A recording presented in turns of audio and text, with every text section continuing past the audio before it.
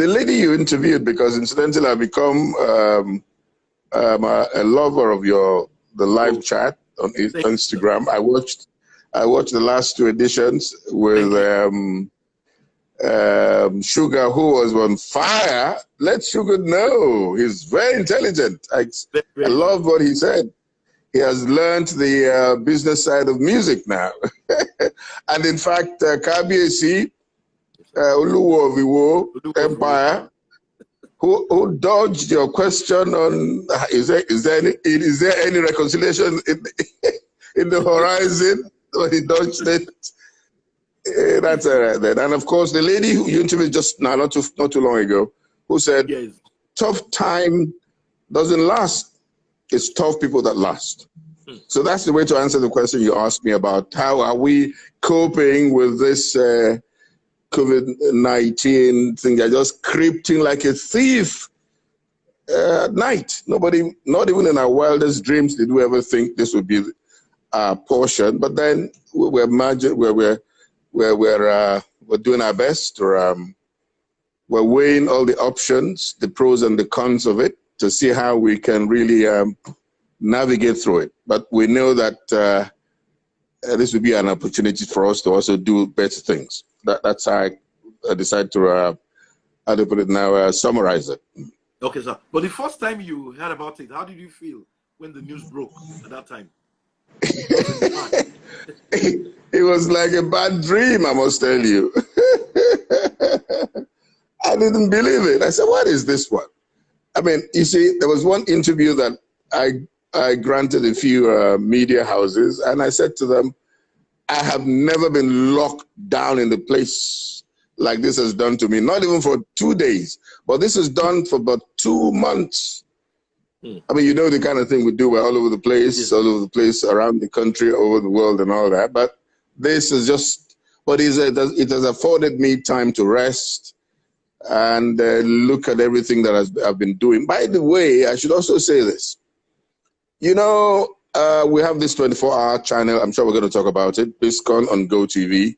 Yes, so all the events we've covered in the last going to 3 years, I've not been able to watch any of them. But now it has afforded me the opportunity to sit down and enjoy myself and thank God for what we've been able to do.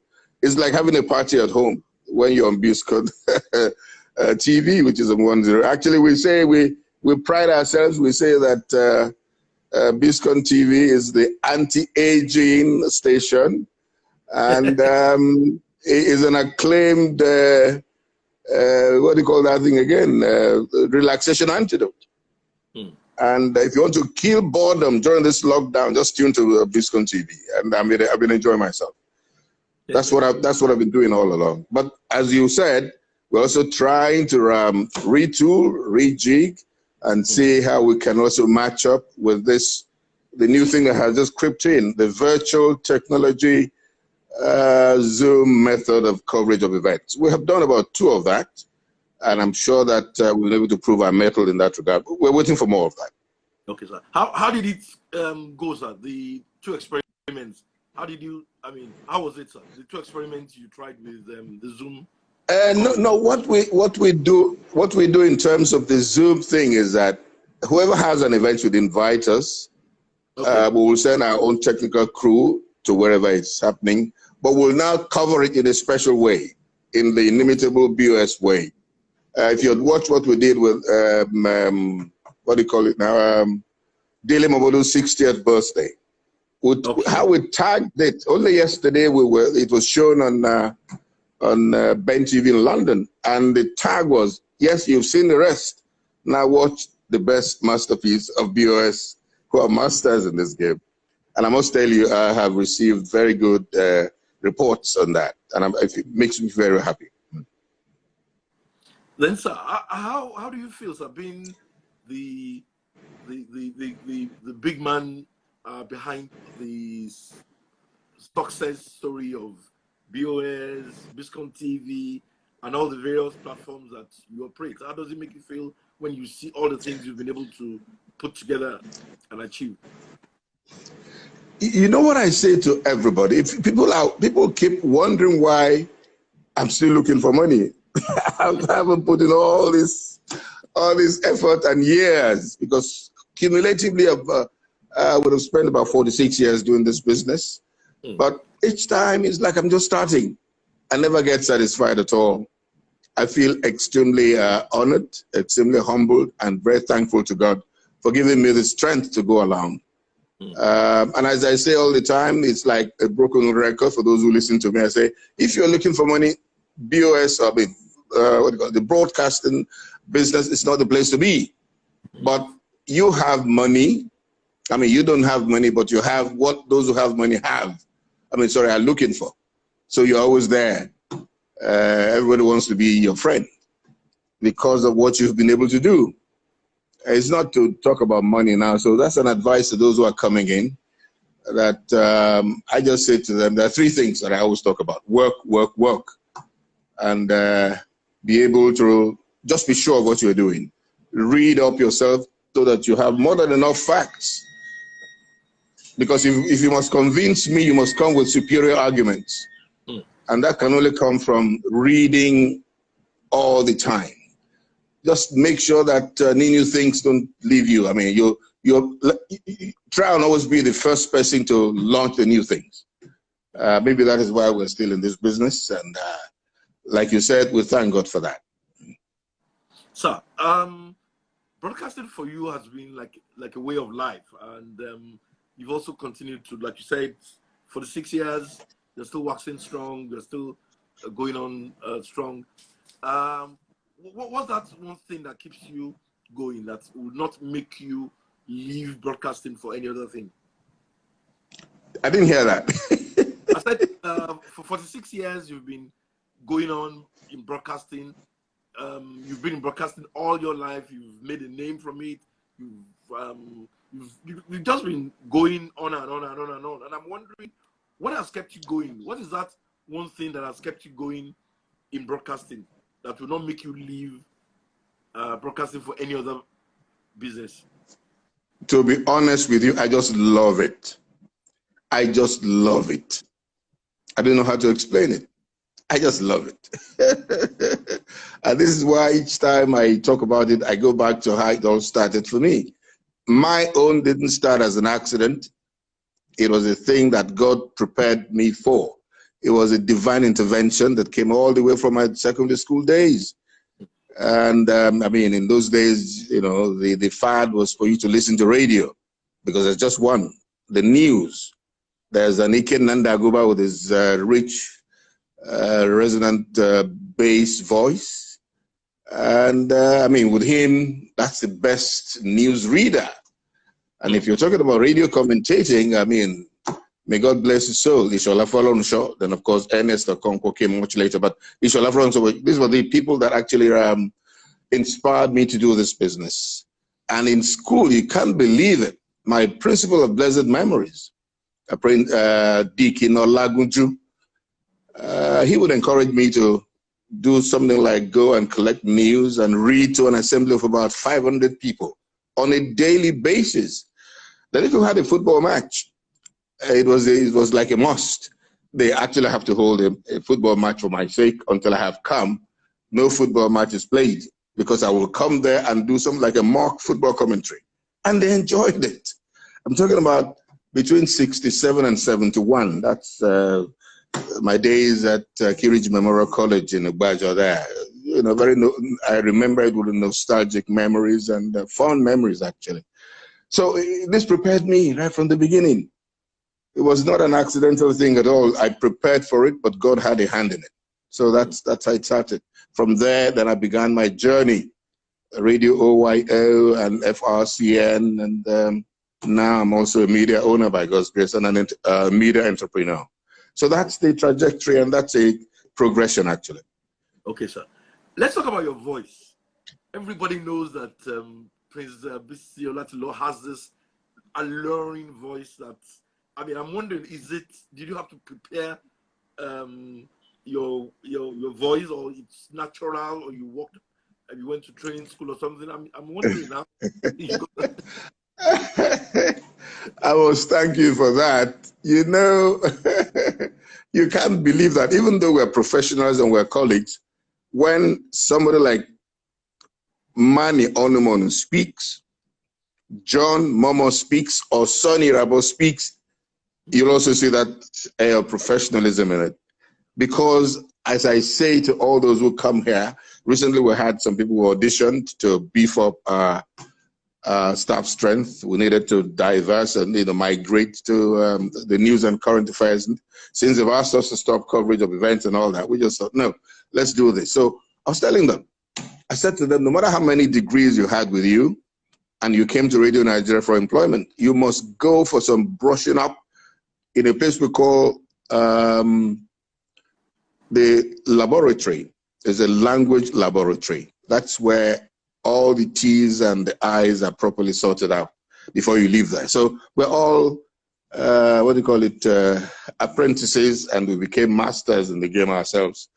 So that's it. It doesn't just happen like that. You must work hard for it.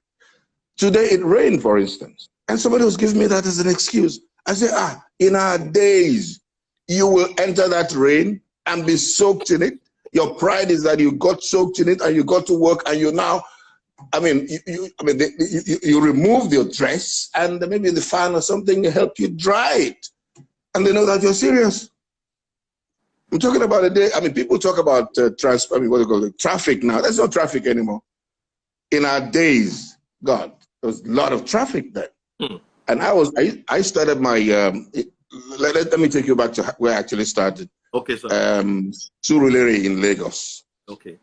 Let me just throw in this little joke and let's laugh it over a bit. Okay. Because of the love we have for this job, I remember Silva Ofogo. I'm sure you know him. Yes, sir. He decided to be a DJ, one of the first DJs of Radio Nigeria 2, our very first FM station then. We're living close to each other. And he was also working in, Martin Street. I was working in Ikoyi. We got so broke and we needed to go to work. What would, what we decided to do? Oh God, it was Molwe was the cheapest thing you got there. As cheap as that was, we didn't have money. So what we decided to do, we decided to trek it. And people will see you and say, Mr. Man, I said, no, see where they go there. See where they go there. Until from Surulere, you get to a holy Ikoyi. You trekked it regularly, happily, because you wanted to go and, prove a point. You've been given a job to do. You're enjoying it. So nothing should stand between you and that job. That's how it went. That's how it went. Before, when I was able to now get my own place in Alagbado. You can imagine how far-flung that place is, Alagbado to Ikoyi. Then I had to read the news at 7. There's nothing that should stop you. No matter how much traffic you had or how heavy the rain was, you have to try. You just have to break that hurdle because your voice has to be heard. So that's how it is.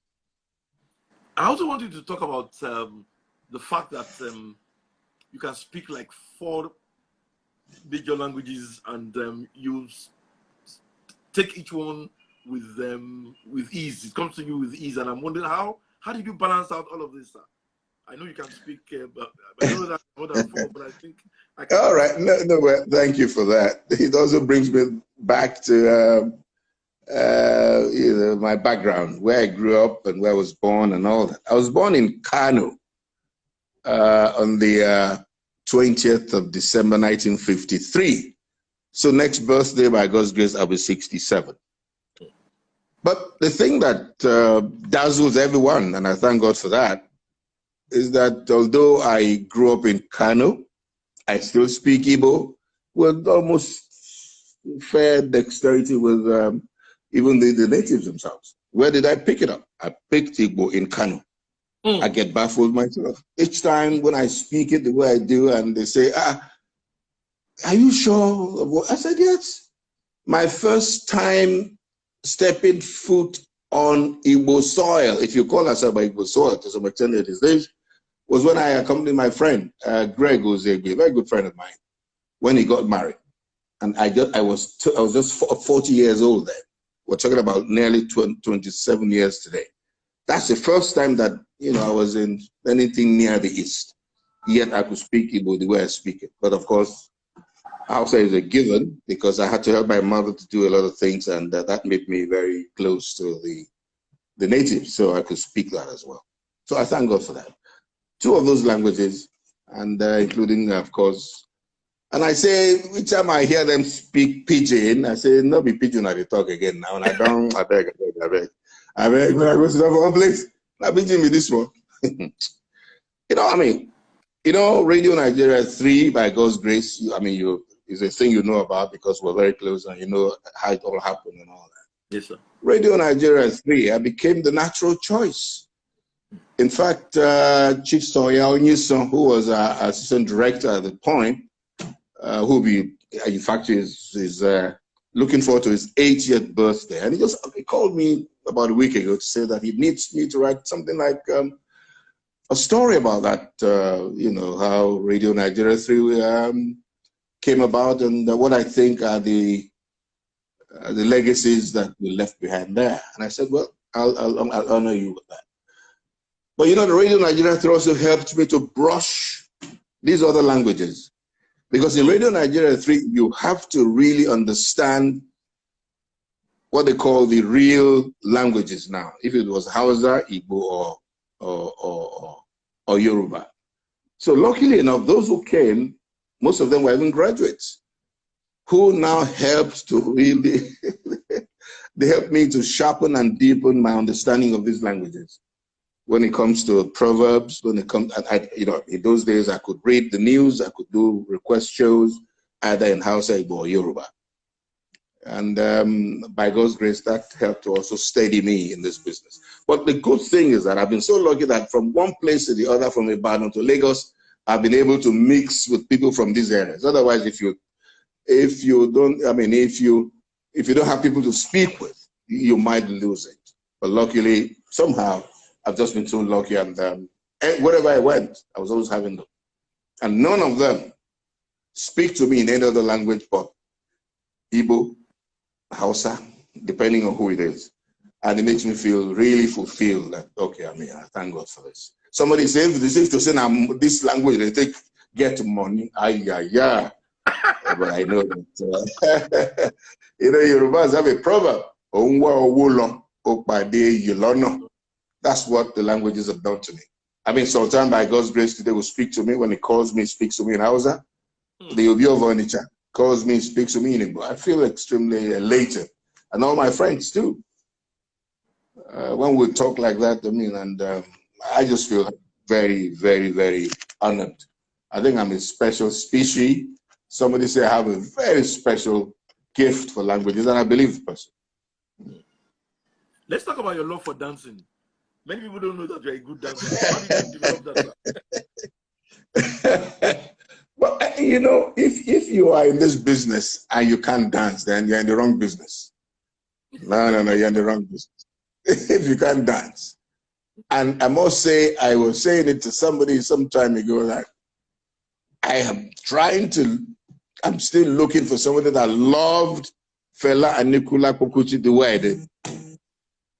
I will leave Igbajo, that's my hometown in Osun State, almost twice or three times in a month to come to Kakadu and the rest of it. We were following it in the projection and the way it was moving and all that. I have to be there. Great fan of Fela. I love dancing Fela's music, and I love dancing disco music. And these days, I'm happy that our own children, our own Nigerian artists, they've taken over the whole place. And I challenge any one of them. And I'm sure you see me doing the digging down all the time. And I'm happy about that. But I think there's no business like show business or entertainment business. I'm happy about that.